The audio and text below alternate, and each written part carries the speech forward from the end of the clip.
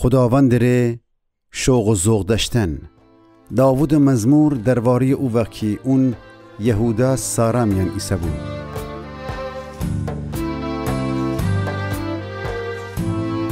ای خدا تو می خدایسی، صبح دم تی دنبال گردم.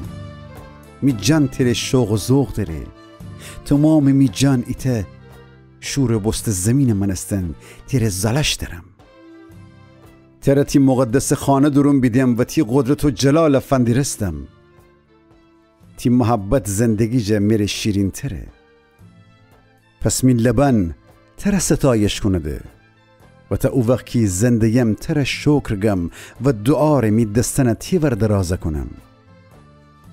می جان سیره به و خوشحالی امره خداوند ستایش کنی. شبره می رخت خواب میان تره فکر کنم، تو همیشه می کمک حال بی، پس تی بالان جیر خوشحالی کنم. همیشه می جمپنا تی ورجه ایسه و تو تی پر قدرت دست امره می جا حمایت کنی.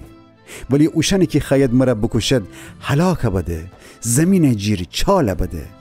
جنگم یعنی شمشیر تیج تیغ امره کفده و گرگان تومه بده. ولی در خدا میره خوشحالی کنم و همته اوشنی که خدای اعتماد بکدد اون از ستایش کنده. ولی دروغگویان دهن دوسته بی.